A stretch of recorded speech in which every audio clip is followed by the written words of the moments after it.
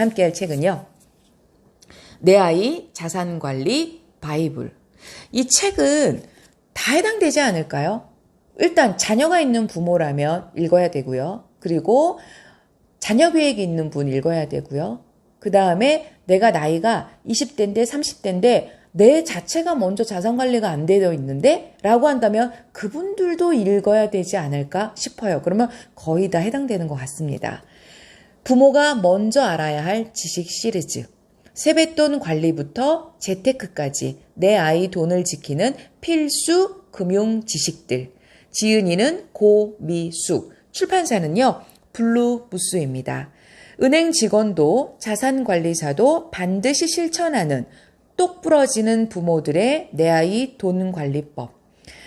그냥 부모님이 아니래요. 똑 부러지는. 그리고 이 작가분이 현장 경험이 굉장히 많아요. 그리고 VIP 자산관리사였기 때문에 그 노하우를 이 책 한 권에 다 담아주셨더라고요. 감사하죠. 저는 책이 주는 행복이 이거예요. 정말 10,000원대의 행복으로 이분들이 20년 동안 경험했던 그거를 나는 10,000원 행복으로 단 몇 시간에서 아니면 며칠 만에 이걸 가질 수 있다. 저는 이래서 책이 너무 좋습니다. 세상의 작가님들과 출판사님들 진짜 저는 감사하고요.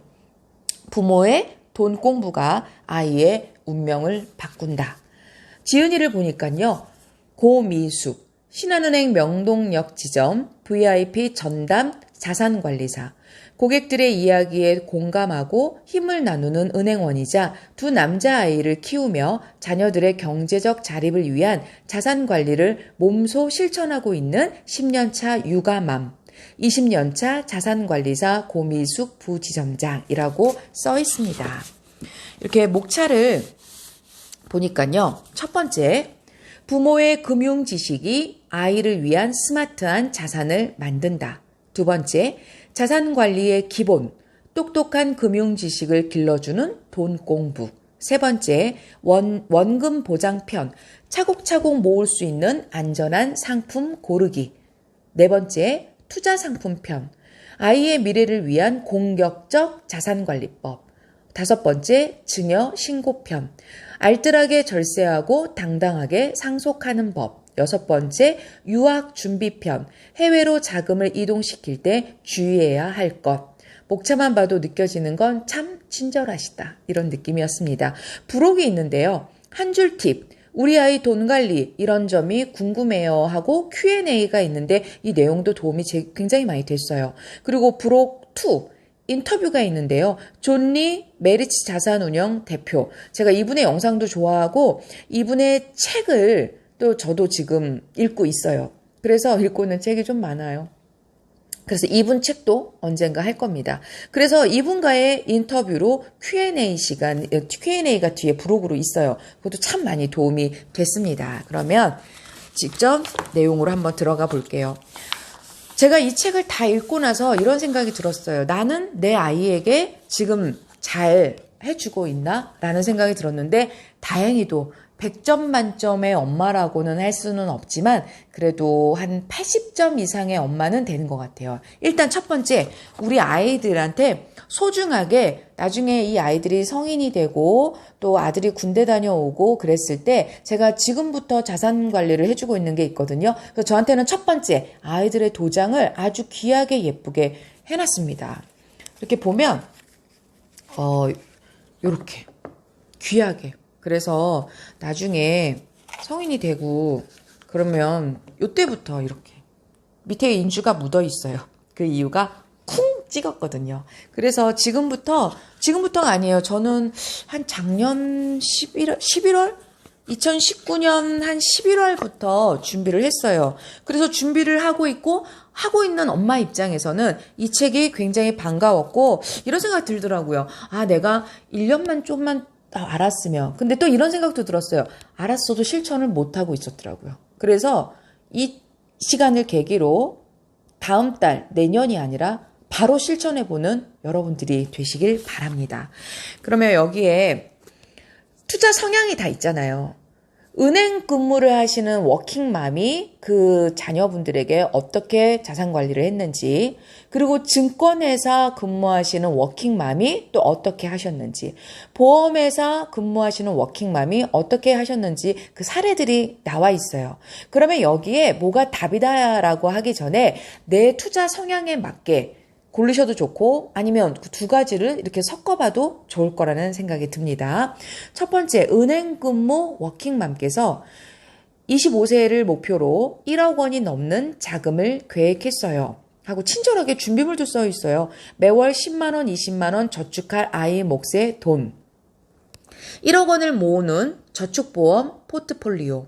중학생이 된 딸아이를 키우고 있는 은행왕 워킹맘 황 차장님의 사례입니다. 그녀는 아이가 25세가 될 때 1억 원이 넘는 자금을 마련할 수 있도록 플랜을 짜두었습니다.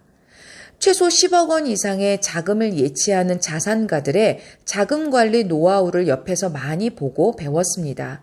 황 차장님께서요. 그런 그녀가 재테크 공부를 지속하며 현장에서 깨우친 바가 있다고 합니다. 바로 돈을 버는 데에는 항상 시간이 소요된다는 것이죠. 그러니까 한 살이라도 어릴 때 하는 게 좋다라는 겁니다. 그래서 아주 자세하게 나와 있어요. 제가 이것까지 다 자세하게 말씀드릴 수는 없고 직접 구매해서 한번 보세요. 그리고 증권회사 근무 워킹맘께서는 주식으로 투자해주고 있어요. 살아 숨쉬는 돈을 만들자. H팀장은 명절이나 입학, 졸업 시즌이 되어 아이에게 용돈이 생기면 최소한의 돈만 남겨주고 증권회사 CMA나 펀드 통장에 넣습니다. 통장에 돈을 넣고 나면 아이에게 통장 내역을 꼭 확인시켜주고 입금된 돈이 어떻게 불어나고 있는지도 수시로 알려줍니다. 단순히 저금통에 넣어두어 잠자는 돈과 통장에 입금해 살아 숨쉬는 돈은 다르다는 것을 직접 확인할 수 있게 알려주는 것이지요. 되게 좋은 팁인 것 같아요. 저는 그 통장을 보여주긴 했는데 이렇게 불어나고 있는 걸 보여주진 않았거든요. 저희가 이걸 보고서 나도 바로 실천해야 되겠다라고 생각이 들었습니다. 아이가 저축을 지루한 것으로 여기지 않도록 수시로 돈이 불어나는 모습을 직접 눈으로 확인할 수 있게 해주는 것이 중요합니다. 눈치채셨겠네요. 북쌤은 살아 숨쉬는 돈으로 아이들을 자산관리해주고 있구나. 큰 돈 아니에요. 그냥 단 얼마라도, 왜냐면 지금 저금리 시대잖아요. 저희가 어렸을 때 적금을 들고 그리고 고금리여서 금리로 이자로 이렇게 됐던 시대하고는 지금 너무나 많이 다르기 때문에 그래서 저는 한 6개월 좀 넘었네요. 주식으로 아이들에게 꾸준하게 시간 속에서 돈이 되는 그런 레버리지 효과를 볼 수 있는 그렇게 준비를 저는 하고 있습니다. H팀장은 CMA 통장에 넣어둔 돈이 모여 목돈이 되면 추가로 해외 비과세 펀드를 매수하고 추가 여윳돈으로는 사모형 재간접 펀드와 해외 주식으로 운영하고 있습니다. 저금리 저시장 시대, 여기 나오네요. 저금리 저성장 시대에 적금으로만 돈을 모아가는 것은 한계가 있다고 판단한 H팀장의 자산관리 제1원칙은 시대를 이끌어가는 기업에 장기적으로 투자하는 것입니다. 종목을 선택할 때에는 신중해야 하며 미래 성장 가치가 있고 우량한 기업에 투자해야 한다고 강조합니다. 반도체 업체들이 성장할 것을 기대해 코덱스 반도체 ETF, 코덱스 레버리지 ETF, 코스닥 150 레버리지 ETF 상품을 담고 있었습니다. 제가 불과 한 1년 전만이어도요. 이게 뭐야? 이랬을 것 같아요. 이거 뭐라고 써 있는 거야? 이게 뭔데? 이랬을 텐데 지금은요. 저는 이게 뭔지 알아요. 그러니까 이게 이론으로 알고 있는 거와 내가 경험해서 하고 있는 거, 그것도 중요한 말 있죠? 그리고 방송에서도 했던 말, 그 길을 아는 거와 그 길을 가고 있는 것은 다르다. 그래서 저는 이 말이 그 길을 가고 있기 때문에 뭔지 딱 알아요. 그리고 이 중에 하고 있는 것도 있고요. 그래서 주식 투자에도 기억해야 할 증여신고 이런 거 친절하게 나와 있습니다. 제가 다 여기서 안내 못하니까 참고하시면 되고요.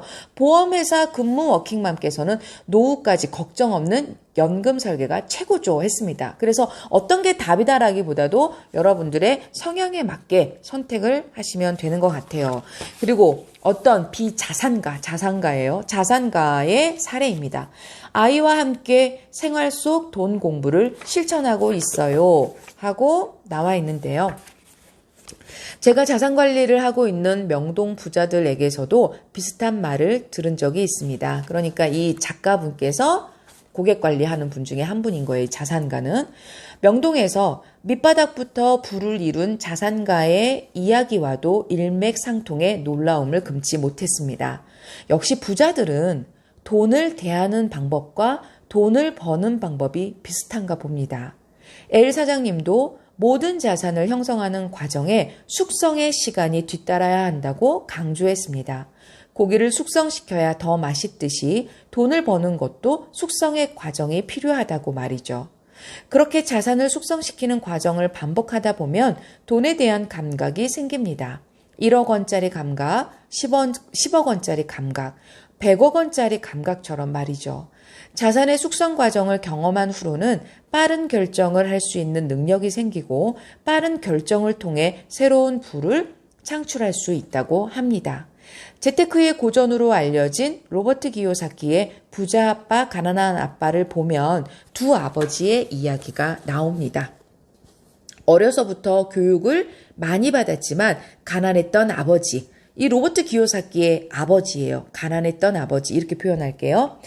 정규 교육도 제대로 받지 못했지만 부자가 된 친구 아버지가 등장하죠. 그래서 친구 아버지를 부자 아빠라고 할게요. 로버트 기요사키의 아빠를 가난한 아빠라고 할게요. 그래야 헷갈리지 않으시니까. 가난한 아빠가 학교에 가서 좋은 성적을 받아 안정된 일자리를 찾으라고 할 때 부자 아버지는 사업을 하고 성공적인 투자가가 되라고 충고합니다. 가난한 아빠가 돈을 좋아하는 것은 나쁘며 돈을 지나치게 많이 버는 것은 탐욕스러운 것이라고 할 때 부자 아빠는 돈이 중요하지 않은 척하는 것이 어리석은 일이라고 합니다. 돈보다 삶이 더 중요한 것은 사실이지만 삶을 지탱하려면 돈이 중요하다는 의미를 담고 있는 이야기입니다. 읽으신 분들도 많으시죠? 젊은 자산가인 L 사장님도 가치 있는 일을 하기 위해서는 반드시 돈이 필요하고 돈은 분명 중요한 가치라고 강조하는 것을 보면서 부자 아빠의 모습과 비슷한 느낌을 받았습니다. L 사장님과 증여에 관한 이야기를 나누며 증여란 손에 잡히는 실질적인 돈을 물려주는 것뿐만 아니라 돈에 대한 분명한 가치관 역시 가르쳐주고 물려주는 것이라는 확고한 신념을 배웠습니다. 라고 그 사례를 공유해 주셨네요. 돈을 버는 사람과 못 버는 사람의 가장 큰 차이는 바로 뭘까요? 돈을 버는 사람과 못 버는 사람의 가장 큰 차이. 근데 이렇게도 말할 수 있어요. 성공하는 사람과 성공하지 못하는 사람의 가장 큰 차이. 바로 실행력입니다. 실행력. 조금만 더 생각해보고 나중에 라고 생각하지 말고 당장 10만 원씩, 20만 원씩 모아야 합니다. 버는 것도 중요하지만 모으는 것도 중요하고 불리는 것도 중요하잖아요. 재테크도 중요하고 그걸 얘기하는 거예요. 특히 우리는 지금 우리 아이의 자금을 마련해주는 공부를 하고 있기에 더욱 실행력이 뒤따라야 합니다. 이렇게 써 있습니다. 그러니까 책 읽고 뚝 덮는 것이 아니라 이거 직접 실천하시라는 그런 이야기가 강했어요. 첫 통장, 첫 적금, 첫 보험, 첫 펀드를 만들기 전에 꼭 알아야 할 것들.